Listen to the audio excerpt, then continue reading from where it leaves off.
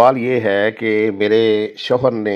ایک مکان خرید کے میرے نام لگوا دیا ہے، تو دو شادیاں ہیں۔ تو اب میں چاہتی ہوں کہ یہ مکان جو ہے یہ میرے فوت ہونے کے بعد میری بیٹی کو ملے اور کسی کو اس میں سے کچھ بھی نہ جائے، کیونکہ میرے شوہر کی دوسری بیوی سے بھی اولاد ہے، ان کے پاس الگ گھر ہے۔ تو نام تو لگوا دیا ہے، تو اب میاں کہتے ہیں کہ میرے دوسرے بچوں کا بھی اس میں حصہ ہے اور روزانہ جھگڑا رہتا ہے گھر میں۔ تو آپ کوئی اس کا حل بتائیں اور یہ بتائیں کہ کیا میرے فوت ہو جانے پر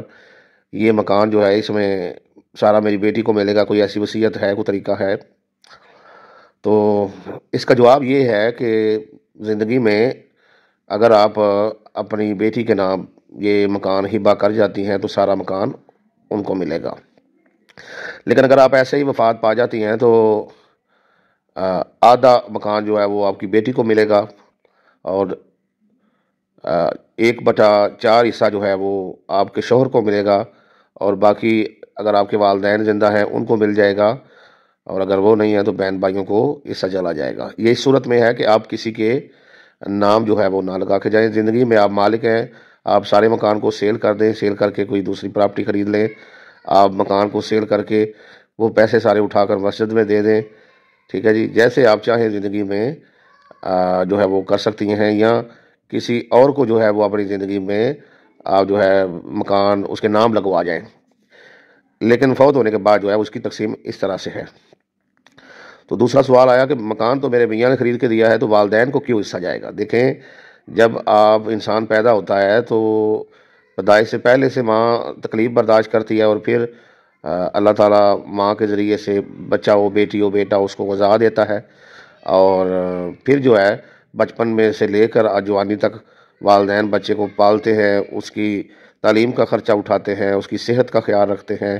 اس کی دیکھ بھال کرتے ہیں، گرمیوں سردیوں کے کپڑے لے کر دیتے ہیں، ٹھیک ہے، ٹوٹل ناز نخرے بیٹیاں ہوں یا بیٹے ہوں ان کے اٹھاتے ہیں، اور پھر شادی پر خرچہ کرتے ہیں، جہیز کا سامان دیتے ہیں، پھر عید شبراتیں دیتے ہیں۔ تو والدین تو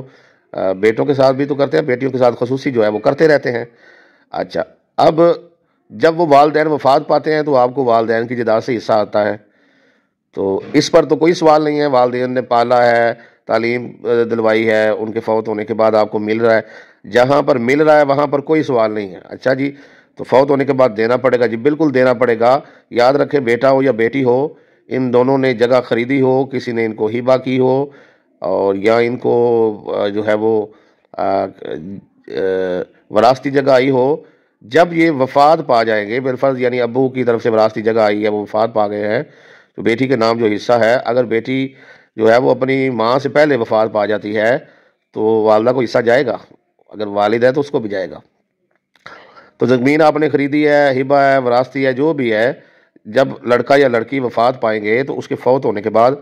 ان کے والدین کو حصہ جائے گا۔ یہ اللہ تعالیٰ کے مقرر کردہ حصے ہیں، یہ جانے ہی جانے ہیں۔ یہ اس لیے ہے کہ اللہ چاہتا ہے کہ وہ جو بوڑھے ہیں، ایک تو وہ صدمے میں تو ہے ہی، ان کا بیٹا چلا گیا یا بیٹی دنیا سے چلی گئی ہے، تو ایک معیشت بھی انسان کی بہت بڑی ضرورت ہے کہ انسان اپنے وسائل کہاں سے پورے کرے گا، تو پھر اللہ نے یہ دلاسا دیا ہے، اللہ تعالیٰ کی طرف سے یہ حکمت ہے کہ بوڑھے والدین کا بھی جو ہے وہ حصہ رکھا گیا ہے۔ تو والدین بوڑھے ہوئے جوان ہوں، بہرحال اللہ نے یہ عزت اور پروٹوکول دیا ہے کہ جیسے والدین کی وفات پر بیٹے بیٹیاں جو ہیں وہ اس کے وارث بنتے ہیں، ایسے ہی بیٹے اور بیٹی کی وفات پر جو ہے اگر اس کے والدین موجود ہیں تو ان کے حصے بھی اللہ نے مقرر کر دیے ہیں۔ تو یہ اس کی ترتیب ہے۔ باقی اگر کوئی چاہتا ہے کہ میرے بعد یہ مکان تقسیم نہ ہو تو ایک بیٹی کوئی چلا جائے، کسی کی ایک بیٹی ہے تو وہ زندگی میں نام لگوا جائے، ایک سے زیادہ بیٹیاں ہیں تو ان کے زندگی میں نام لگوا جائے۔ تو فقہ جعفریہ میں تو اگر ایک بیٹی ہے تو والدہ وفات پا گئی ہے تو والد کا حصہ نکال کے اور فوت ہونے والے کے والدین کا نکال کے باقی سارا اس کو مل جائے گا۔ لیکن اہل سنت، اہل حدیث اور دیوبند میں جو ہے آدھی جائیداد اگر ایک بیٹی ہے تو اس کو ملتی ہے، اور باقی والدین کو اور دیگر جو شرعی وارثان ہیں ان کو چلی جاتی ہے۔ تو یہ اس میں معاملہ ہے۔ اور رہی بات یہ کہ بچی کا کیا ہوگا، بیٹی کا کیا ہوگا، دیکھیں اگر آپ کی بیٹی نیک اور صالح ہے تو صالحین کا اللہ وارث ہے، آپ ایمانداری سے زندگی گزاریں اور اللہ کے ذکر و اذکار میں گزاریں، پرسکون رہیں، اللہ اس کا ولی اور نگہبان ہے۔ لیکن اگر اللہ نہ کرے وہ اللہ کی نافرمان جو ہے وہ بنتی ہے یا بیٹا بنتا ہے تو اللہ کے نافرمان کی آپ کو اتنی کیا فکر لگی پڑی ہے؟ اس لیے جو چیزیں آپ کے اختیار میں آپ وہ کریں، جو آپ کے اختیار میں نہیں ہے ان پر پریشان نہ ہوں۔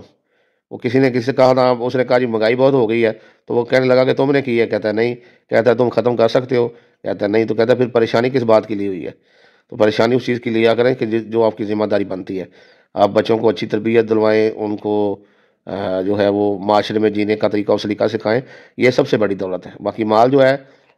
یہ صحیح طور پر تقسیم ہونا چاہیے۔ زندگی میں آپ اگر دینا چاہیں تو پھر بچوں میں عدل و انصاف والا معاملہ جو ہے وہ آپ کو کرنا چاہیے۔